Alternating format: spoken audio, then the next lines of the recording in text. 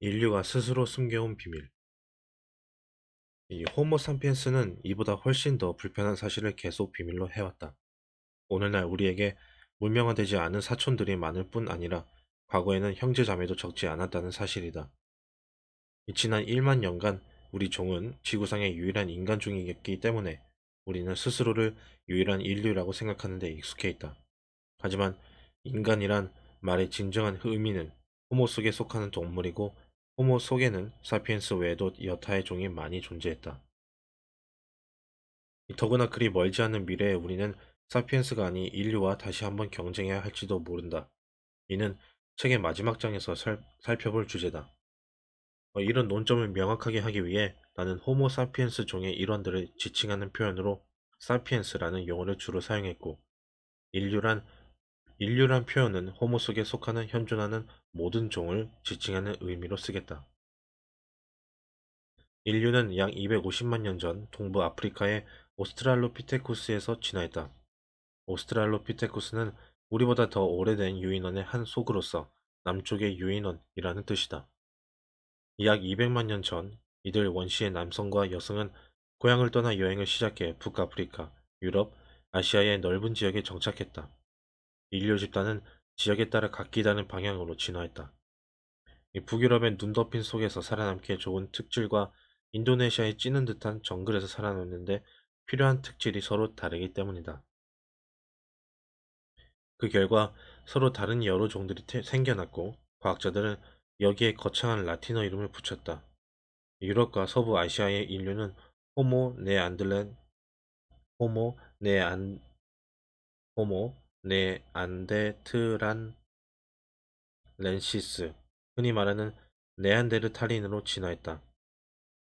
이들은 우리 사피엔스보다 덩치가 크고 근육이 발달한 덕분에 유라시아 서부에서 빙하기의 추운 기후에 잘 적응했다.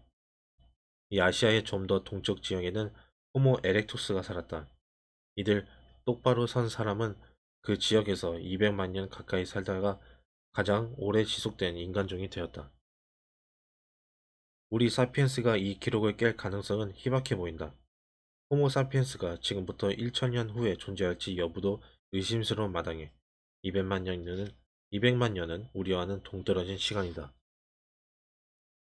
인도네시아의 자바섬에는 호모 솔로엔시스가 살았는데, 솔로 계곡에서 온 사람이라는 뜻이다. 이들은 열대지방의 삶에 잘 적응했다. 한편 인도네시아의 또 다른 섬 플로레스에서는 고인류가 외소화의 과정을 겪었다. 인류가 플로레스 섬에 도착한 것은 해수면이 이례적으로 낮아져서 본토에서 건너가기가 쉬운 때였다. 그러다 해수면이 다시 높아지자 일부 사람들이 자원이 부족한 그 섬에 갇히게 되었다. 식량을 많이 먹어야 하는 덩치 큰 사람들이 먼저 죽었고, 아무래도 작은 사람들이 살아남기가 수월했다. 세대를 거듭하면서 플로레스 섬 사람들은 점점 난쟁이가 되었다. 과학자들이 플로레스인이라 이름 붙인 이 사람들은 최대 신장이 1m에 체중은 25kg 이하였다. 하지만 이들은 석기를 만들 능력이 있었으며 가끔 섬의 코끼리를 어찌어찌 사냥하기도 했다. 사실은 그 코끼리들도 왜소된 종이었지만 말이다.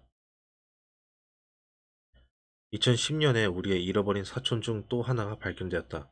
시베리아의 데니소바 동굴을 발굴하던 과학자들이 손가락뼈 화석 하나를 찾아냈는데, 유전자 분석 결과 이 손가락의 주인은 이제껏 알려지지 않은 인류에 속하는 것으로 드러났다. 연구자들은 데니소바인이라고 이름을 붙였다. 또 다른 동굴이나 섬에서 발굴을 기다리는 우리의 잃어버린 사촌이 얼마나 많을지는 아무도 모른다. 이들 인류가 유럽과 아시아에서 진화하는 동안 동아프리카의 진화도 계속되었다. 인류의 요람은 다양한 종을 길러냈다. 호모 루돌펜시스, 호모 에르가스터, 그리고 우리 종이다. 우리는 뻔뻔스럽게도 스스로에게 호모 사피엔스란 이름을 붙였다. 뜻은 슬기로운 사람. 이들 종은 덩치가 크기도 했고 작기도 했다. 일부는 무서운 사냥꾼이었고, 일부는 온순한 식물 채집인이었다. 하나의 섬에만 사는 종도 있었지만 대륙을 방랑한 종이 많았다. 하지만 모두가 호모 속에 속해 있었다. 모두가 인간이었다. 이 사람들이 흔히 범하는 오류 중 하나는 이들 종을 단일 계보라고 생각하는 것이다.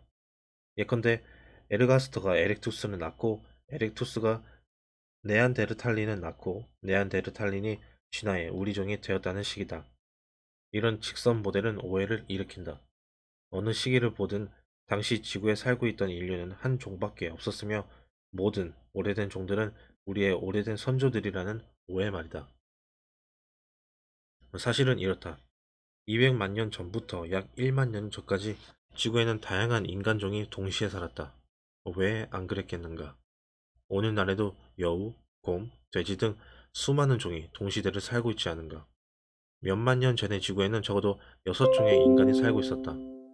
여기에서 이상한 점은 옛날에 여러 종이 살았다는 사실이 아니라 오히려 지금 딱 한 종만 있다는 사실이다. 더구나 이 사실은 우리 종의 범죄를 암시하는 것일지 모른다. 곧 살펴보겠지만 우리 사피엔스 종에게는 사촌들에 관한 기억을 억압할 이유가 있다.